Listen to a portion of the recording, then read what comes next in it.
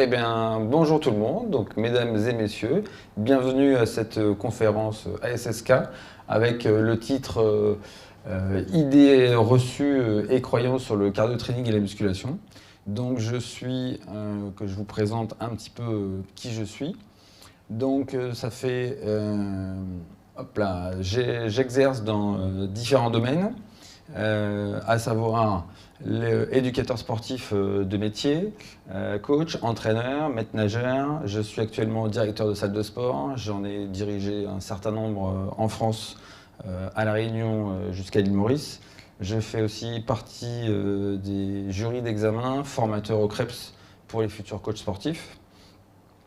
Et puis, de manière plus spécifique, sur certaines marques internationales, comme les cours collectifs et ce genre de choses. Pour mon passif, des études universitaires en métropole, un brevet d'État complémentaire à ce que j'ai pu faire des études de STAPS. Enchaîné 2001, arrivé à La Réunion comme coach sportif. Et puis j'ai eu la chance d'intégrer le groupe Moving à l'époque où il n'y en avait qu'un. Et puis le groupe était en plein essor, ce qui m'a permis de pouvoir participer à l'évolution de la marque jusqu'à ce qu'en 2006, on me donne la direction de tout le pôle sportif, le recrutement de l'ensemble des coachs ici. Après, j'ai eu une petite migration géographique où j'ai ouvert le club Equalis de la pôle session, multisport, raquettes, tennis, spa, piscine, etc. Et puis ensuite, on a commencé à s'expatrier un petit peu à l'étranger pour aller développer la remise en forme à l'île Maurice. Donc avec une autre identité, une autre marque. Donc c'était très très enrichissant de repartir sur une culture très très différente.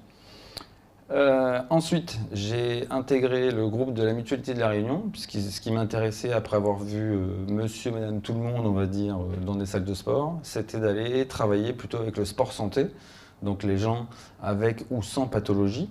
Et la Mutualité de La Réunion, à cette époque, avait pour objectif de lutter, ce qui est toujours son cas d'ailleurs, contre l'obésité, le diabète, ce genre de choses. Et moi, je me suis dit, c'est une nouvelle cible que je ne connais pas. Donc ça m'intéressait vraiment énormément de faire ça. Donc j'ai ouvert une section sportive dans leur service de mutualité. Et puis ensuite, le Covid, avec tout un tas de joyeuseté pour les salles de sport. Ça a été l'occasion pour moi d'utiliser des congés forcés pour me remettre un peu au goût du jour. Donc à nouveau, je suis reparti en formation, maître nageur, j'ai remis un peu tout un tas de choses au goût du jour.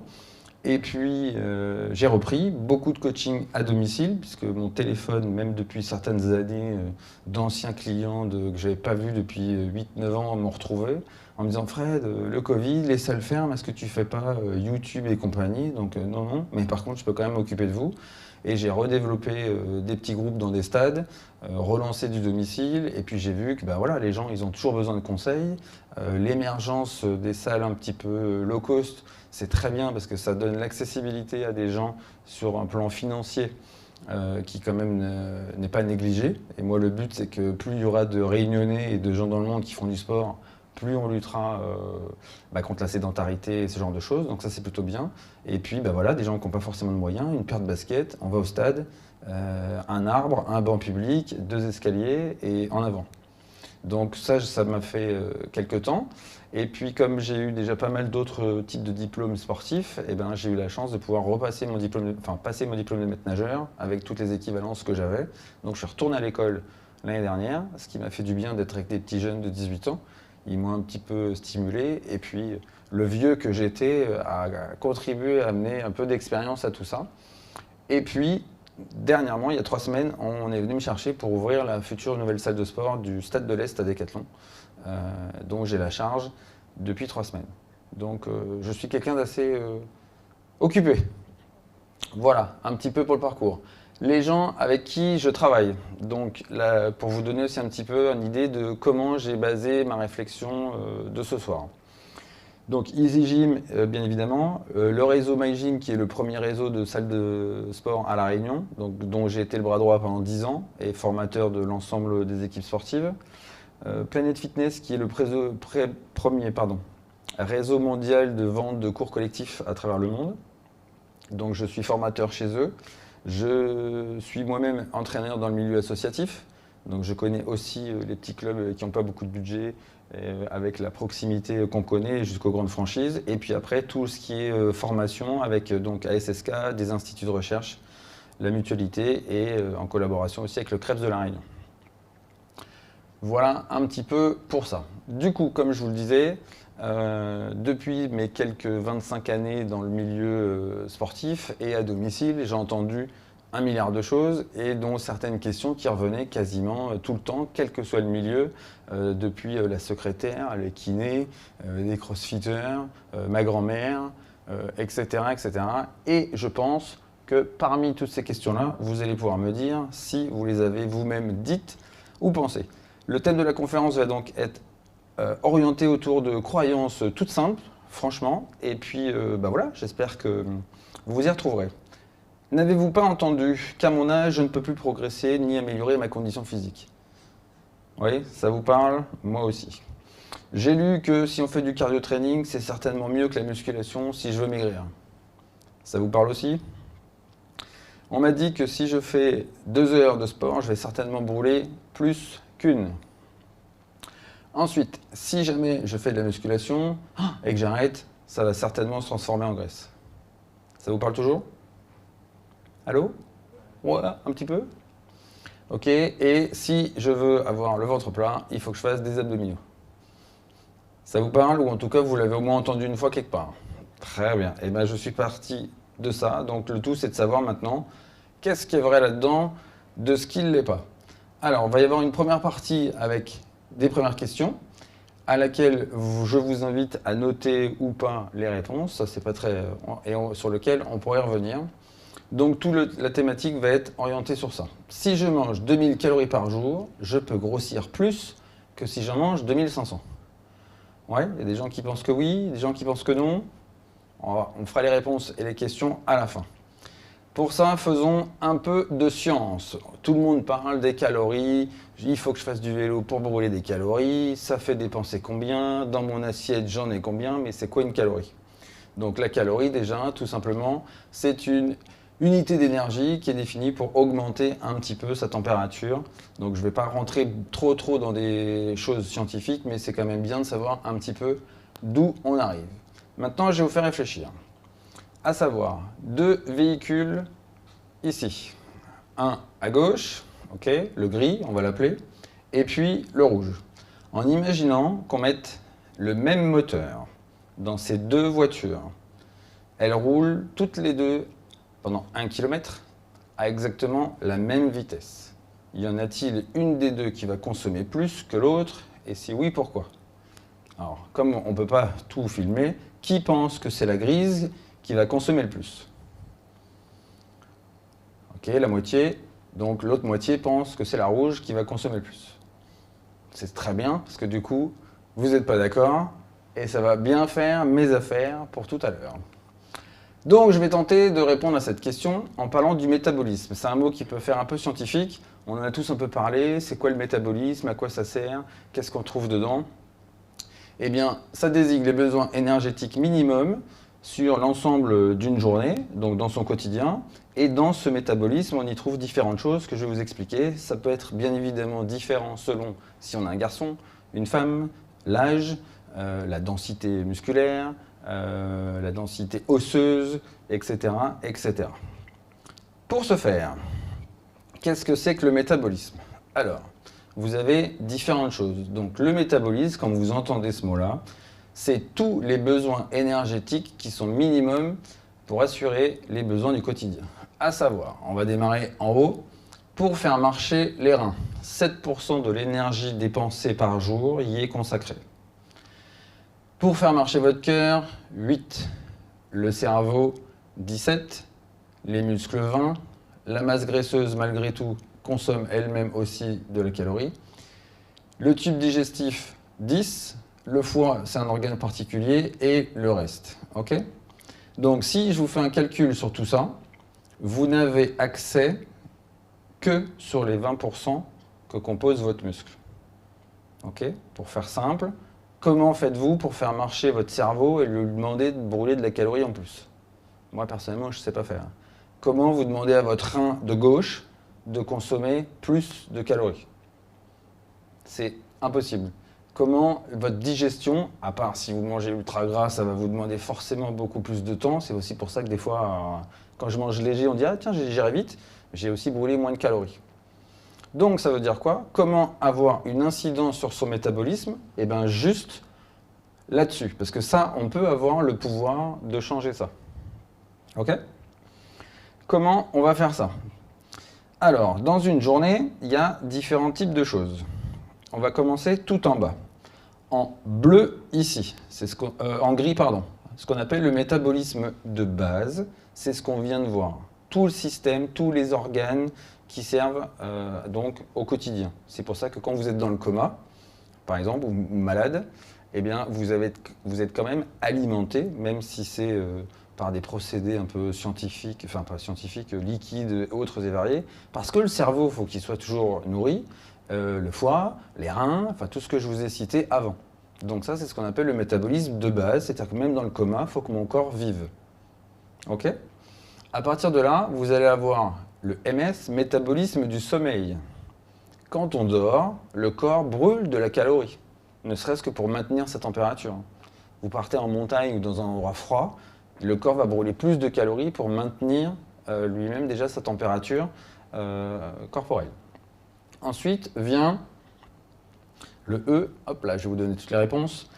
L'état d'éveil, c'est-à-dire que entre le moment où je me réveille et le moment où je deviens actif. C'est comme si on met les doigts dans la prise et que petit à petit, le courant commence à irriguer à nouveau un peu mes pieds, un peu mes doigts, un petit peu tout. Ça brûle de la calorie. En jaune, ce qui va vous servir à la digestion. Donc tout ça, on est d'accord. 100% ici, dépenses énergétiques journalières en haut à gauche. Donc tout ça, ça vient se cumuler à mes dépenses. On arrive ensuite à ce qu'on appelle les activités sédentaires, que je travaille ou pas, à un moment donné, je vais me lever. Je vais faire à manger, je vais faire mes courses, je vais aller à mon travail, je vais conduire. Donc ça, c'est ce qu'on appelle les activités dites sédentaires, où je suis quand même actif. Et enfin, reste en haut, les activités physiques. Et donc tout ça cumulé sur une journée vous donne le métabolisme total de toutes vos dépenses énergétiques. On est donc bien d'accord qu'à part vos activités sédentaires et les activités physiques, vous n'avez donc aucune incidence sur le reste. Ok? Pour ne pas perdre le fil, on est parti des voitures. Vous allez voir à la fin pourquoi. Tout ça, ça représente 75% de ces dépenses générales. Et comme je vous dis, on ne peut quasiment jouer que sur ça. Et ces activités sédentaires, à part si on est secrétaire et qu'on prend une souris de 4 kg pour la déplacer, ça va nous demander un peu plus d'énergie. Ou si vous soulevez des charges lourdes. Mais si vous êtes chauffeur de taxi, il y a peu de chances pour que ça change beaucoup dans votre journée. À partir de là, un petit peu de science. Ceux qui aiment les chiffres, c'est le moment. Chacun va pouvoir s'identifier le poids, la taille et l'âge. La formule magique pour connaître son métabolisme. Vous prenez 13,7 que multiplie le poids, que multiplie, etc., etc. Je l'ai calculé pour vous. Pour la femme, c'est en rouge. Ceux qui veulent écrire ou faire des photos, allez-y. Voilà. Ensuite, donc, je vais pouvoir vous expliquer. Donc tout ça, ça se trouve. Je me suis pris comme exemple. Comme ça, on est tranquille. J'ai 46 ans, je fais 1m73, 73 kg selon la saison. Je dépense donc sur mon métabolisme, selon le calcul précédent, 1623 calories jour. Ok? Je laisse un petit temps pour ceux qui veulent écrire. J'en vois, c'est bon? Parfait. On va donc continuer. Sur mon cas, en imaginant que je mange donc 2000 calories par jour, ce que vous avez en rouge. Mon métabolisme de base, je viens de vous le calculer, 1623. Si j'ai une activité quotidienne professionnelle moyenne, je vais dépenser 350 calories de plus, ce qui me fait un total de 1983 calories dépensées par jour. Pour 2000 ingérés, j'ai donc un excédent de 27 calories jour. Ok? Exemple 2. Si j'ai un métier dynamique, je suis coach sportif, mais je suis aussi directeur de salle. Donc on va dire que le jour où je suis directeur de la salle de sport, j'ai plutôt des dépenses à gauche, sur mon tableau.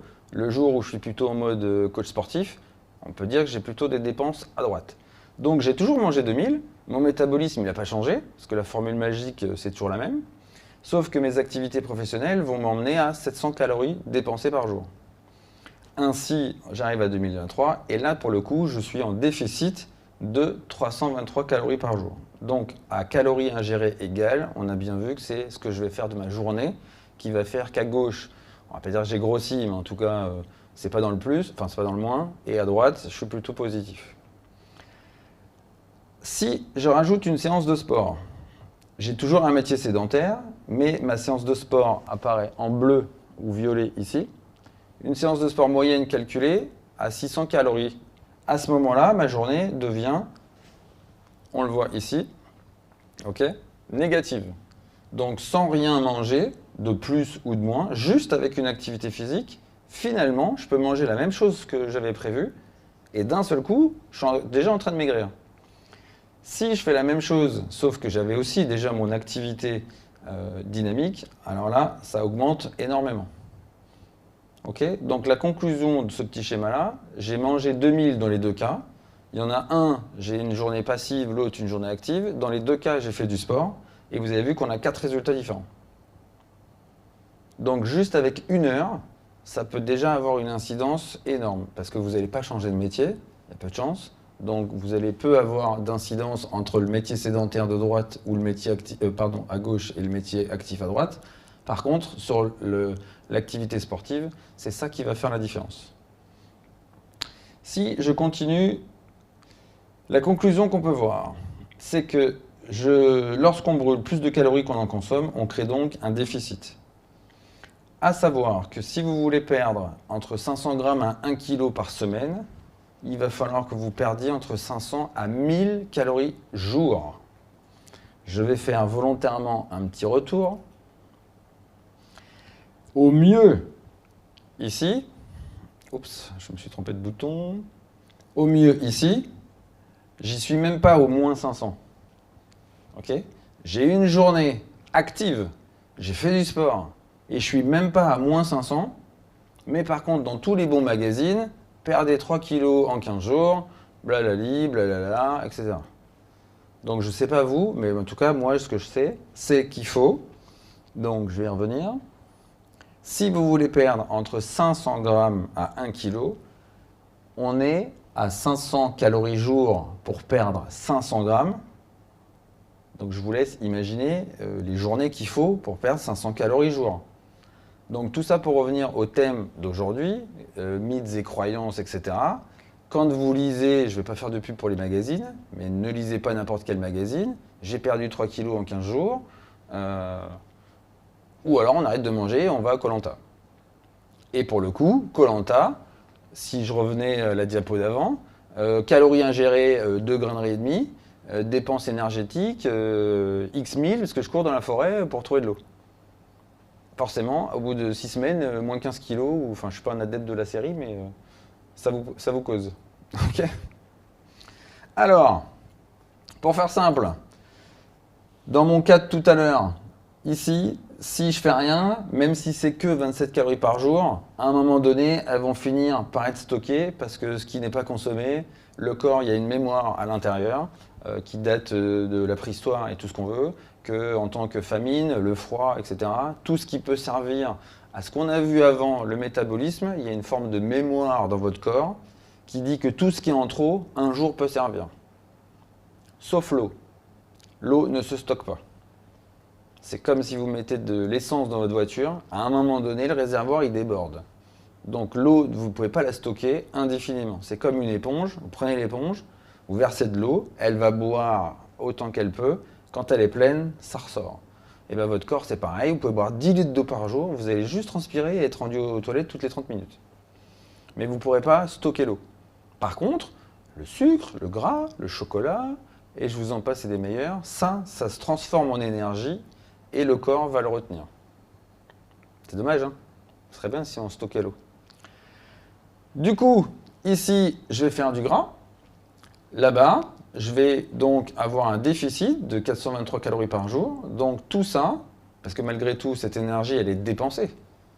Mais comme je ne l'ai pas mangée, eh ben, c'est mon corps qui va la consommer sur les excédents que j'avais.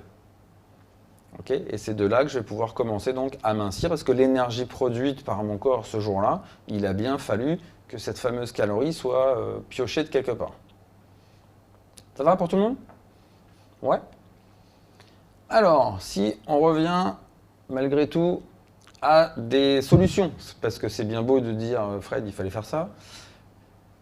Si on fait de l'exercice régulier, que la conversion de la graisse va se faire en muscle. Alors, on va dire, mais comment c'est possible? Ben oui, on a dit tout à l'heure, le gras que j'avais en excédent, c'est converti en muscle puisque j'ai fait de l'activité musculaire. Donc l'énergie dépensée par mon muscle vient du gras. Par conséquent, comme je suis plus musclé, même de 0,001% en imaginant, bah, ça va accélérer mon métabolisme de base, puisqu'on l'a vu tout à l'heure dans mon camembert, que la seule incidence sur laquelle je pouvais avoir de l'effet, c'est mes muscles. Peut-être que lire Dostoïevski ou je sais pas quoi, ça agit sur mon cerveau, mais ça, moi, j'arrive pas à le mesurer. Par contre, lever les genoux, ça, je sais que ça va me faire dépenser l'énergie. Donc, du coup, comme je vais accélérer mon métabolisme de base, et bien du coup, il va brûler plus de calories, qui lui-même va m'aider à contrôler mon poids et le pérenniser. Ça marche? Donc, continuez de lire des livres, continuez de boire de l'eau, ça filtre les reins, etc. Mais si vous voulez avoir une incidence sur votre métabolisme, si vous êtes un garçon, une femme de 20 ans ou de 80, avec une densité musculaire, etc. différente, le seul moyen que vous avez pour jouer sur ce fameux métabolisme de base, c'est d'interagir sur le groupe musculaire, vos groupes musculaires, quels qu'ils soient. On va y revenir après. Du coup, je vous ai quand même donné quelques pistes à explorer. Comment augmenter? Bon, bah, je viens de vous le dire, hein, c'est très difficile parce qu'il n'y a quand même que 20% sur lequel on peut avoir de l'effet. Par contre, qu'est-ce qu'il faut faire? Eh bien, il va falloir faire des exercices de musculation. Un exercice de musculation, ça ne veut pas forcément dire soulever des poids. Je plie les jambes, je remonte, j'ai contracté des muscles, j'ai fait un exercice de musculation. Certains l'appelleront tonicité, d'autres renforcement musculaire, mais dans renforcement musculaire, il y a le mot muscle. Donc, n'ayez pas peur, ou en tout cas les gens peut-être que vous aurez amené avec qui échanger, que ce soit chez les coachs, chez les médecins, les kinés, ce genre de métier, dire non mais moi je ne veux pas faire de musculation, je veux surtout pas avoir des muscles. Mais le simple fait de marcher entretient déjà les muscles. Donc c'est juste une question de vocabulaire. Par contre, il va falloir augmenter l'intensité, c'est dans une diapositive dans quelques instants. Et puis surtout, il va falloir créer un déficit calorique, donc soit manger moins, soit dépenser plus, soit faire les deux. Donc tout le monde connaît quelqu'un de son entourage qui a fait un régime quelconque. Moi je suis contre les régimes. Régime, ça veut dire privation. Donc hormis, et c'est que mon avis, si un médecin vous dit « Madame, monsieur, il faut demain faire un régime sans X, Y, Z », c'est parce que ça va empirer sur votre santé. Et auquel cas, tant pis pour la silhouette, vivons plus longtemps. Mais quelqu'un qui vous dirait régime sans je sais pas quoi, ben, privation, le corps il a besoin de tout. Par contre, vous avez quand même le droit de faire attention à ce que vous mangez, surtout dépenser plus, et donc par principe, si vous dépensez, enfin si vous faites les deux en même temps, c'est jackpot. J'ai diminué un tout petit poil ce qui rentre, j'ai augmenté un tout petit poil ce qui descend, bah, automatiquement, vous allez avoir le rapport qui va s'inverser. Bon, ça, c'est que des généralités, mais malgré tout, c'est toujours bien de les rappeler. Bilan. Si on revient à ma fameuse question, est-ce que si je mange 2000, je peux grossir plus que si je mange 2500? Finalement, oui. Donc, plus jamais, quand vous irez quelque part à table, vous aurez des gens qui disent « Oh, il ne faut pas que je mange ci, il ne faut pas que je mange ça. » Si, si. Moi, j'ai eu une dame un jour qui me dit « Fred, je ne sais plus comment faire, je suis arrivé à tout calculer selon les grilles Tartampion, je suis arrivé à 1600 calories par jour. » Bah, j'ai dit « Oui, tu as raison, continue, puis on va te finir à l'hôpital. » Moi, j'en mange. À l'époque où je faisais de la compétition, notamment longue distance sur des triathlons, où on est à 3000, 3500, des fois 4000 calories ingérées jour, et je maigris. Elle dit « Mais comment c'est possible? Moi, j'en mange 1500 et je ne maigris pas. » Bah, parce que toi, tu en manges 1500 et tu en as dépensé 1400. Et moi, j'en ai mangé 4000, sauf que pendant la course, j'en ai dépensé 6. Donc, c'est pas manger qui fait grossir. C'est ce que vous ne faites pas à côté. Un culturiste, il peut manger 5, 6, 7 000 calories. Après, il est comme ça. C'est encore un autre... voilà. Je ne sais pas s'il y a des spécialistes du Grand Raid parmi vous, je crois l'avoir entendu. Quelle est la dépense énergétique? C'est pas mon domaine, hein. Attends, je rentrerai pas là-dedans. Mais tous les sports d'endurance, quelle est la dépense énergétique sur un Grand Raid à coup de tuque et de grains de raisin? Vous voyez ce que je veux dire? C'est souvent ça, le sel et des raisins au ravitaillement. Vous brûlez beaucoup, beaucoup, beaucoup et vous avez intérêt à manger beaucoup, beaucoup. Ok? Ça marche pour ça? Allez, c'était... Alors, hop là, ça c'est pas bon, j'étais un peu vite. C'était la diapo la plus technique, un petit peu pour recadrer tout ça. J'ai entendu, avec l'âge, ah vous savez monsieur, moi à mon âge, je peux plus rien faire. J'ai X années, faut laisser tomber. D'accord avec ça ou pas? Non? Avec l'âge, ça performe? Ah, ça va, on va voir ça. Je sais pas si tout le monde a l'air content. À savoir, dans notre vie, il y a différents axes, forcément. Donc pendant l'enfance, tout le corps est plutôt consacré au développement osseux, le développement de la parole, la motricité, etc. Donc c'est là où effectivement toute l'énergie dépensée, consacrée, se fait. Dans la période plutôt moyenne, là, vous avez le développement hormonal, on atteint sa taille définitive, on exploite le potentiel maximum de ses capacités en général musculaires, la coordination, la concentration, et on développe aussi l'esprit de compétition. Mis à part quelques sports rares, c'est plutôt dans cette période-là où on est au top de sa forme. Okay? Parce que malheureusement, si vous avez bien regardé, l'âge là-bas indiqué, c'est pas que la bonne nouvelle. Ça décline à partir de là. Hein. C'est moche, mais c'est comme ça. Mais bon, je suis dedans. Hein. Alors, ça veut dire quoi? Effectivement, quoi que vous fassiez, on perd de la densité osseuse, on perd de la masse musculaire, la baisse de force, perte de souplesse, la masse musculaire du cœur également. Donc cardiovasculairement, ça devient compliqué, on a besoin de plus se reposer. Ouh, la joie de vieillir. Et en même temps, on développe aussi une résistance musculaire avec des fibres un petit peu différentes. Sur les sports d'endurance, on peut aussi s'améliorer. L'expérience acquise nous donne un petit peu de force mentale supérieure et on devient meilleur sur les efforts longs. Donc c'est pour ça qu'en général, vous n'avez pas de grands sportifs de haut niveau qui arrivent au-delà de 35 ans. Pour autant, est-ce que ça veut dire que plus je vieillis, moins je deviens bon? Eh bien, je vais vous donner cet exemple-là qui va faire plaisir à mes camarades présents. Ce monsieur japonais, à 60 ans, à la retraite, est tombé un beau jour sur une course à la télévision. Ça s'appelait le triathlon. Très bien. Il s'est dit, tiens, pourquoi pas, j'ai que ça à faire. Il s'y est mis tranquillement. Et à 70 ans, il s'est dit, tiens, si j'allais faire une course, histoire de voir un peu comment ça se passe. Depuis, puisque le triathlon, ça marche par catégorie d'âge, malgré tout, il est champion du monde depuis 10 ans. Est-ce que donc on peut vieillir? Alors non, j'ai été un peu trop vite. Du coup, est-ce que l'âge est un frein à la compétition ou en tout cas à la performance? Non. Par contre, ça sous-entend juste que s'il avait fait ça avant, voilà, c'est juste ça que ça veut dire. Donc, effectivement, sa performance actuelle, moi, je vous ai dit tout à l'heure, j'ai repris des études l'année dernière, j'ai amélioré mes performances par rapport à certaines que j'ai eues à 20 ans. Bon, je ne me suis pas entraîné de la même manière. Et comme on le disait tout à l'heure, hop là, là, ici, ah zut, on va y arriver, la technique. Voilà, là, j'ai plus d'expérience, plus de technique, plus de force mentale, etc., etc. Et me retrouver avec des petits jeunes dans l'eau, il était hors de question qu'ils finissent devant moi, même s'il y en avait quand même devant moi.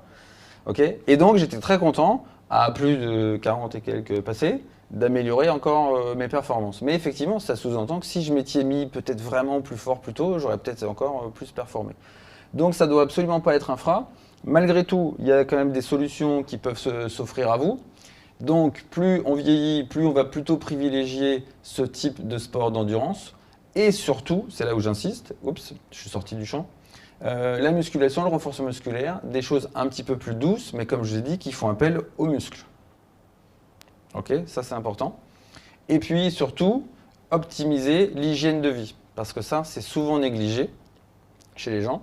Je suis stressé, mes enfants, les tracas du quotidien, etc. Sauf que ça fait vieillir énormément.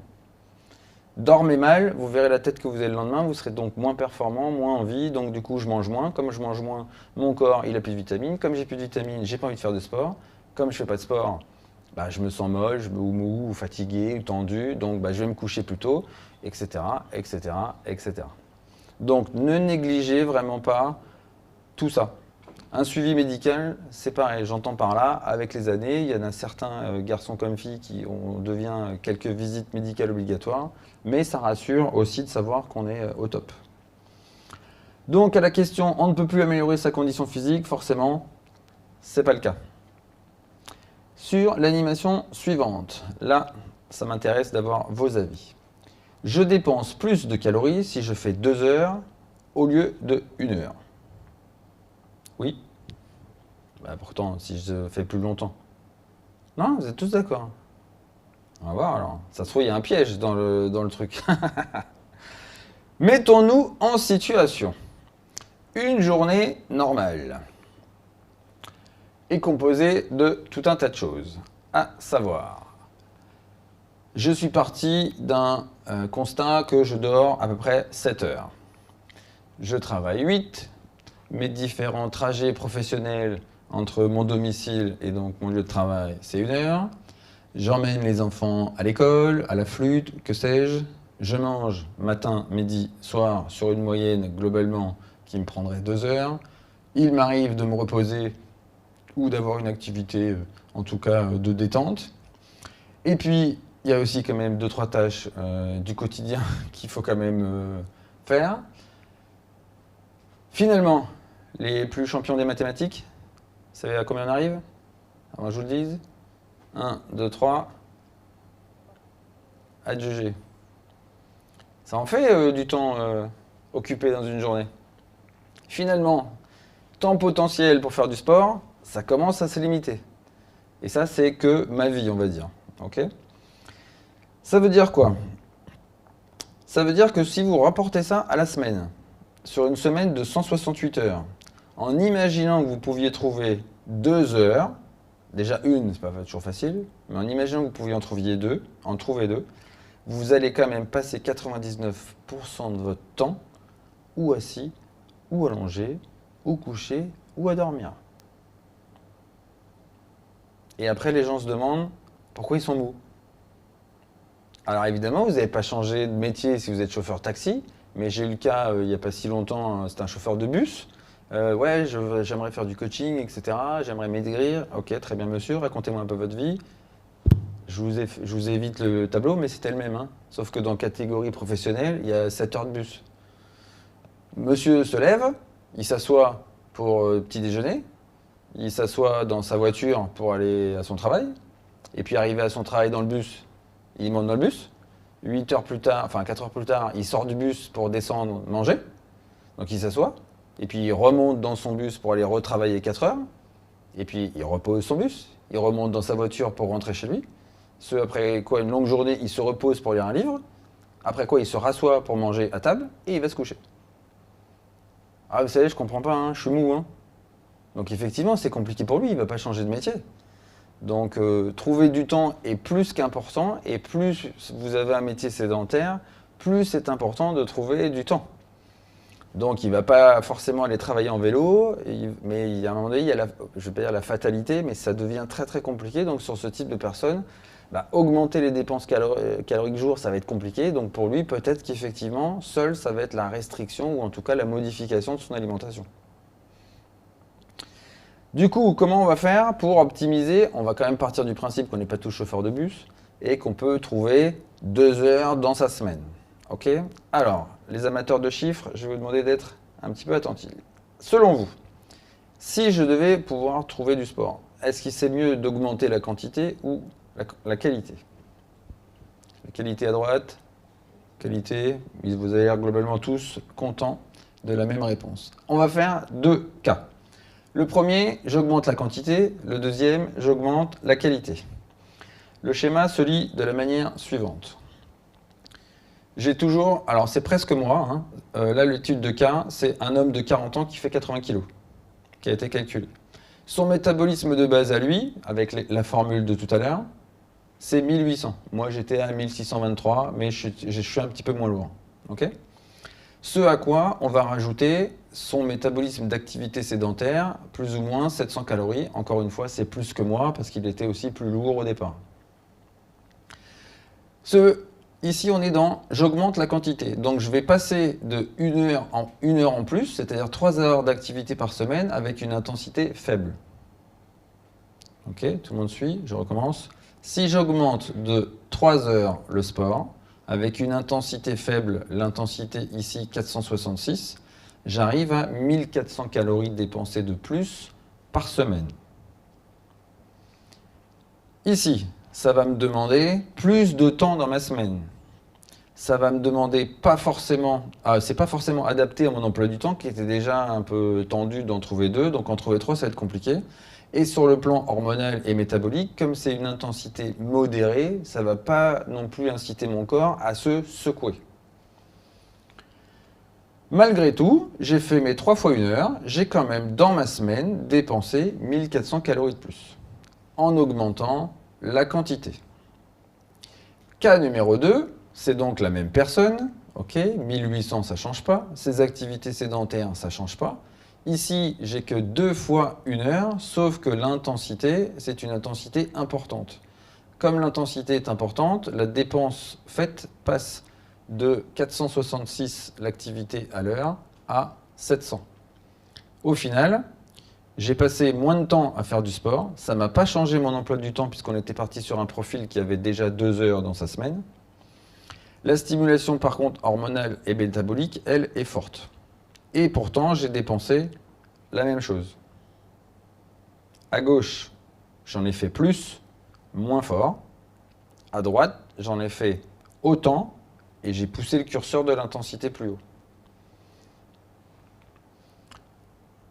Donc, qu'est-ce qu'il faut faire? Vous étiez déjà tous d'accord tout à l'heure, c'est la qualité.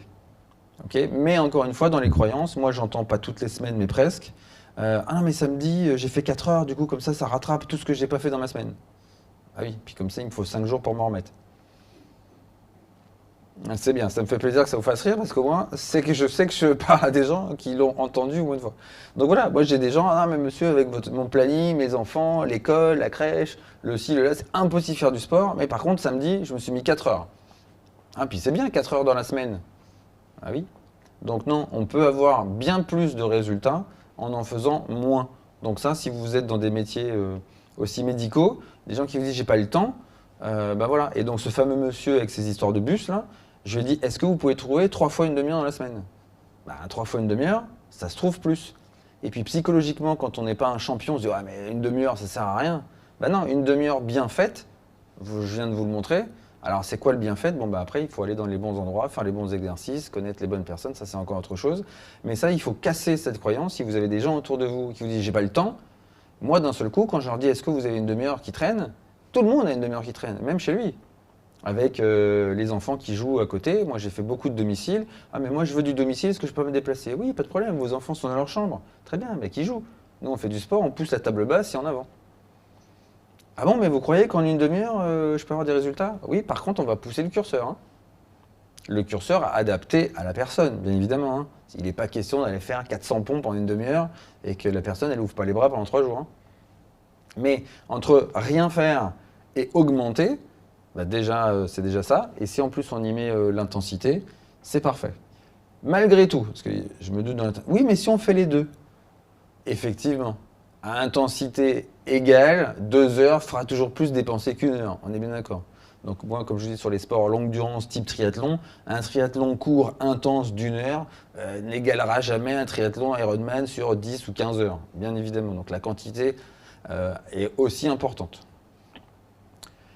Alors, pour ça, il va falloir privilégier donc ce fameux monsieur en question, chauffeur de bus. Ah bah oui, mais il faut que je fasse quoi moi avec tout ça?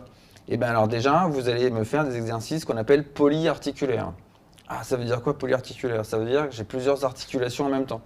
Donc, si je fais ça, j'ai une articulation, celle du coude. Si je fais ça et ça, j'ai déjà le coude et l'épaule. Si je fais ça et ça, Je viens déjà de rajouter la cheville, le genou, la hanche, l'épaule, etc. Si je rajoute un poids au bout de ma main, un élastique, une haltère, d'un seul coup, ça ne devient plus du tout la même chose. Ok. Ensuite, il y a forcément donc l'intensité. En privilégiant le court intense, c'est ce qu'on a vu tout à l'heure, ça va augmenter l'intensité. C'est comme cette histoire de mon doigt, ça c'est un exemple que je fais. Vous pouvez faire ça 3000 fois par jour, vous n'aurez jamais le doigt musclé. Parce que vous ne soulevez jamais que votre propre doigt. On est d'accord. Si par contre, au bout de mon doigt, je mets une ficelle avec un poids par terre et que je fais ne serait-ce que 100 fois ce mouvement-là, bah là, les muscles fléchisseurs des doigts vont forcément se muscler. Prenez les gens qui font de l'escalade, ils ont leurs doigts au bout d'une phalange et demie parfois. Bon, bah s'ils font ça 3000 fois par jour, il y a peu de chances pour que ça grimpe. Okay. Donc voilà comment même un petit morceau de doigt, voilà, on peut se suspendre 60 kg. Donc la force s'acquiert en faisant du court intense, puisque là on est d'accord, on n'est pas sur du polyarticulaire, sur du mono, mais ça sera du coup très très intense. Et puis ensuite, garder une activité cardiovasculaire en intervalle training. Ça veut dire quoi? Activité cardiovasculaire, activités qui font marcher le cœur, les poumons, le souffle, etc. Et souvent on dit « Ah oui, mais moi je reprends, il faut que je fasse plutôt de la marche. » Oui, c'est sûr qu'on ne va pas vous faire du fractionné à la vigie là-haut à la montagne, ou je ne sais pas de quelle région vous êtes, ou grimper au volcan. Mais ça, c'est une petite partie, c'est-à-dire la reprise, le temps de laisser son corps et son cœur se réhabituer. Mais si vous marchez tous les jours, c'est mieux que la sédentarité. Mais l'intervalle training, c'est faire du court intense. Moi, j'ai eu des gens comme ça, mais moi, je ne peux pas courir. Mais qui vous a dit de courir? Monter des escaliers. Entre à plat et monter un escalier, l'escalier, c'est intense. Quand on monte les marches 2 par 2, moi j'ai un grand parc à Saint-Denis, à la Trinité pour ceux qui connaissent, il y a des escaliers, un palier, et là, on commence par monter les marches une par une, et puis on s'arrête au bout de la 10e, et puis les marches 2 par 2, et puis un jour sur un pied, et puis en sautant, et à pieds joints, et en courant, c'est toujours l'escalier. Hein. Par contre, la vitesse à laquelle je vais le faire, ou les hauteurs des marches, ça c'est ce qui va changer l'intensité. Ça c'est ce qu'on appelle l'intervalle. Et psychologiquement, quelqu'un, si je lui dis tu t'arrêtes à la marche 10, mais par contre tu vas à fond, bah, psychologiquement c'est quand même plus facile de se dire ça va, il n'y en a que 10. Et vous savez que c'est ça qui va stimuler le corps. Alors oui, c'est toujours bien de faire 10 fois le tour du parc en marchant, il n'y a aucun souci. C'est mieux que d'être assis à ne rien faire. Mais il ne faut pas hésiter à dire aux gens que de temps en temps, il faut un peu pousser le curseur. Du coup, est-ce que je dépense plus si je fais 2 heures au lieu d'une? Effectivement, non. La suite, celle-là, elle me plaît bien. Je pense qu'il n'y a pas un seul mois où je ne la lis pas quelque part, où je ne l'entends pas quelque part. Donc, si je fais de la musculation, d'ailleurs, c'est pour ça que je ne veux pas en faire, parce qu'il paraît que quand on arrête, ça fond, ou ça se transforme en graisse. Je ne l'ai encore jamais vu. Vous allez donc chez vous, si vous le voulez bien, tenter une expérience. Là, pour le coup, je vais vous épargner de la science, mais malgré tout, il faudra, si un jour vous y arrivez, filmez-le, envoyez-le moi, on l'emmène à la NASA et ça passe au journal de 13 heures. Vous mettez 1 kg de muscle, donc on va dire de la viande, hein, on ne va pas essayer de découper sa voisine. Donc 1 kg de viande dans une assiette, et puis vous demandez à votre boucher qui vous voulez 1 kg de gras dans une autre assiette. Vous mettez au frigo, dehors, ce que vous voulez. Et quand l'un s'est transformé en l'autre, vous filmez, vous m'appelez. Parce que ça, franchement, j'aimerais bien voir ça. Donc, non, ce n'est pas comme la pierre philosophale qui transforme les métaux en or et tout ce qu'on veut. Le muscle est une matière, le gras en est une autre. L'eau ne se transforme peut-être pas en vin ou ça dépend selon les croyances, et ce n'est pas le thème d'aujourd'hui. Mais ce qui est sûr, c'est que le muscle ne devient pas du gras et ne le deviendra jamais. 1 kg de viande restera 1 kg de viande et 1 kg de gras restera 1 kg de gras. Si vous laissez dehors, ça va périmer, mais l'un ne deviendra pas l'autre. Par contre, ce qui est vrai, c'est qu'à poids égal, le muscle sera 15% plus gros. En situation, ça veut dire quoi? À poids égal, ça prend plus de place. Monsieur Fred, oui, depuis qu'on fait du coaching ensemble, je comprends pas. J'ai maigri et je pèse plus lourd. Comment c'est possible? Alors, qu'est-ce que vous voulez dire? Vous avez maigri? Bah oui, je suis passé de telle taille à telle taille. Par contre, j'ai pris 2 kilos. Comment c'est possible? J'ai 3 centimètres de moins à la taille et en même temps, je pèse plus lourd. Parce que à volume égal, le muscle pèse plus lourd. Mettez 1 kilo de viande dans votre assiette, mettez 1 kilo de gras dans une autre assiette, vous verrez que c'est pas la même taille. C'est comme le 1 kilo de plume, 1 kilo de plomb. Vous avez 1 kilo dans les deux, mais il y en a un qui représente un volume différent. Donc ça, c'est pareil. Il y a ce que les gens veulent faire sur la balance, et puis il y a finalement ce à quoi on veut ressembler. Je vais vous donner un exemple. Une fois, j'ai une personne qui arrive, qui me dit « Ah là là, moi, l'objectif, c'est d'être comme votre collègue, physiquement. » Sauf que moi, la collègue, je savais un petit peu à quoi elle ressemblait et combien elle pesait. Et donc, elle dit bah, très bien, objectif XY, prise de mensuration et de peser. Elle me dit non, moi je veux surtout pas me peser. Et puis parce que sinon, si jamais je vois plus de 52 kilos, je vais jamais m'en remettre. Donc si déjà c'est le cas, j'ai même pas envie de le savoir. Ah, mais par contre, vous voulez ressembler à ma collègue là-bas? Ah ouais, franchement, elle est trop belle. Tu peux venir, Julie, s'il te plaît? Ouais. Tiens, monte sur la balance, juste pour le principe. 56 kilos, très bien, merci. Bah, elle n'a pas compris. Hein. Non, ni ma collègue, jusqu'à ce que je lui explique pourquoi je l'ai fait monter sur la balance. Mais moi, je savais que athlète comme elle était, dense musculaire comme elle était, je savais qu'elle faisait plus de 52 kilos. Donc, je l'ai volontairement fait monter sur la balance pour que cette personne arrête de croire que c'est 52 kilos qu'elle veut faire. Ça, c'est l'IMC ou le magazine Tartampion qui lui a dit il faut faire 52 kilos, comme ça je suis bien, je suis comme mes copines, voire même un peu moins. Donc non, ce qu'elle voulait, c'était ressembler à une personne, mais que le chiffre l'a bloqué. Bon, bah, à un moment, elle m'a posé la question, mais comment c'est possible ça? Ah bah, elle est peut-être plus mince, elle paraît plus mince, plus ci, plus là, bah oui, mais à taille égale, le muscle pèse plus lourd. Donc pour le coup, c'est mieux de se concentrer sur ce que vous voudriez ou votre entourage voudrait ressembler, et peu importe le poids. Le poids est un chiffre. Ok? Donc ça, c'est important que vous sachiez ça. Je peux perdre des centimètres parce que je suis plus fin, parce que j'ai juste plus de muscles. Et est-ce que finalement, je me sens pas mieux avec ce qu'on appelle de la masse utile? Parce que 2 kilos de gras, quand on part au pôle Nord, etc., à un moment donné, ça peut être utile. Des sports très très longs d'endurance, ça peut être utile de partir avec un peu de rab, parce que quand on dépense 8-9 000 calories sur une course, bah, vaut peut-être mieux les avoir. Les 2 kilos à la fin de la course, on les a plus. Mais par contre, ce que moi j'appelle la masse utile du quotidien, ok, vous avez pris 2 kilos cette année, madame, ou monsieur, peu importe. Très bien, mais c'est ce que j'appelle de la masse utile. Donc, transporter 2 kilos de muscle par jour, tous les jours, c'est pas un poids. Hein.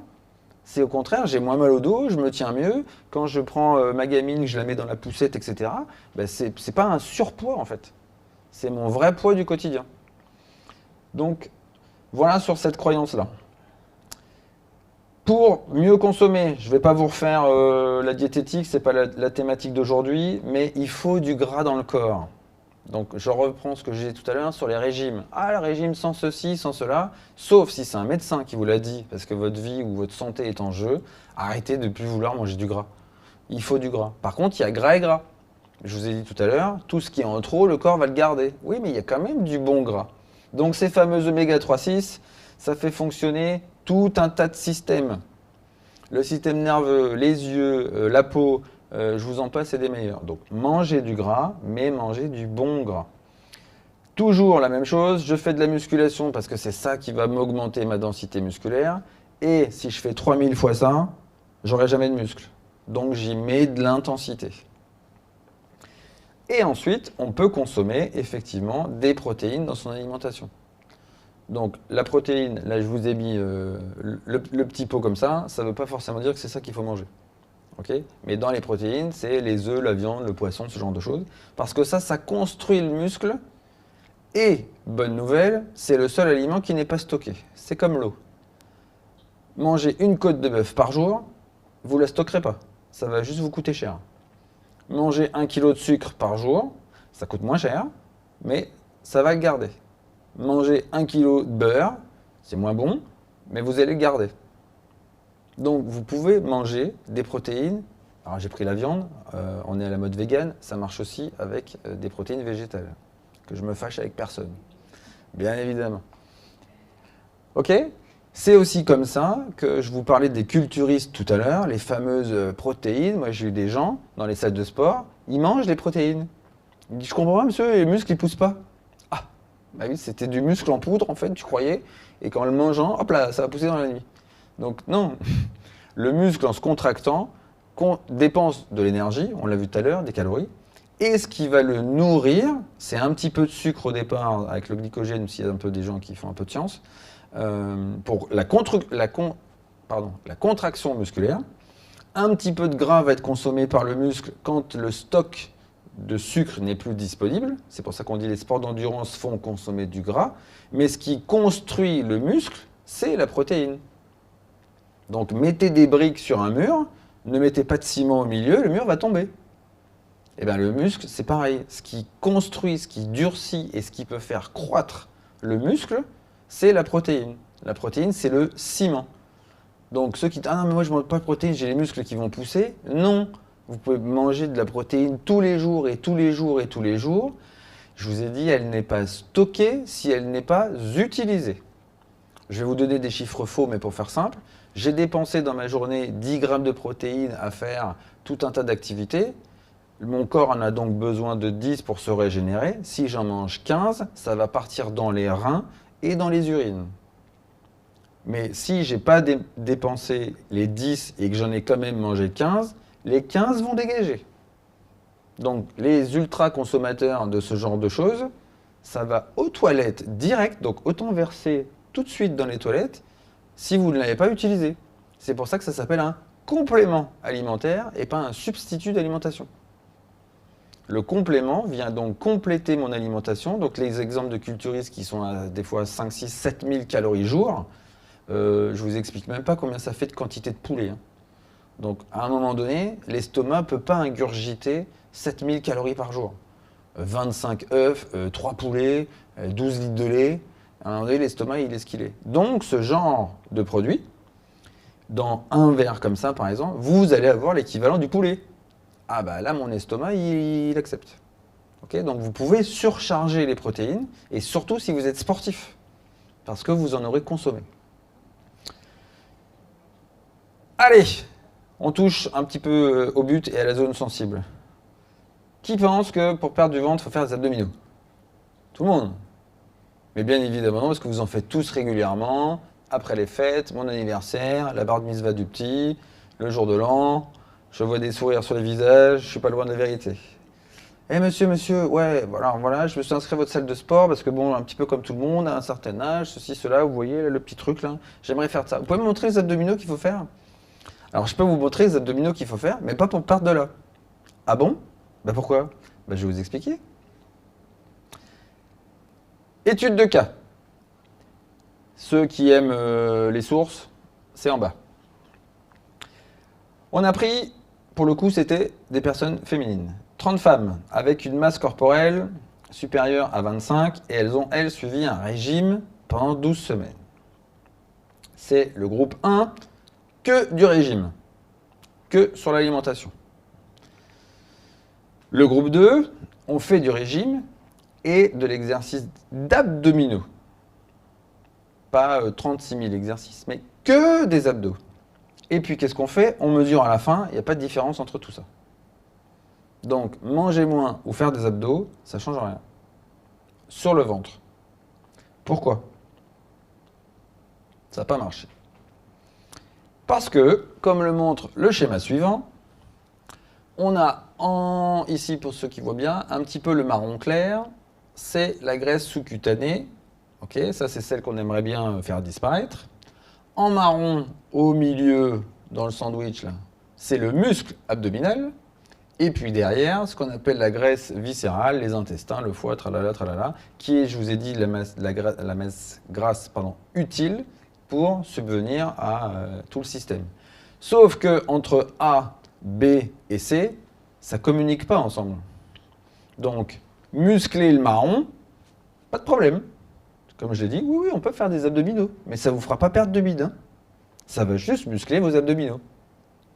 Parce que Le petit pli ici, là, qui est de la graisse sous-cutanée, eh ben, ça a beau se toucher, c'est comme un peu tout à l'heure, le gras et le muscle, hein, l'un ne se transforme pas en l'autre. Ok? Donc il n'y a pas de relation ni même d'interaction entre les trois. Donc vous pouvez faire tout ce que vous voulez. Il y a une seule et unique manière de perdre du ventre. Je vous la donne. Sortez vos chéquiers. Si vous voulez perdre du ventre, faut enlever un morceau du ventre. Voilà. Je vois qu'il y a des femmes parmi nous. Je ne sais pas si vous avez des enfants ou pas. Vous pesiez un certain poids avant la naissance. Et puis à mon avis, il y en a un petit peu en moins qui est sorti. Plus ou moins 2 ou 3 kilos. Ok?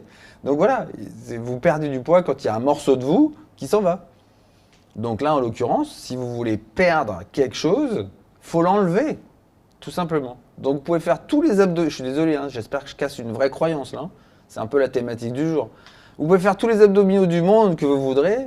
Le gras du ventre ne partira pas avec les abdominaux en béton. Par contre, vous aurez des abdominaux en béton. Hein. Exemple, nos amis All Black.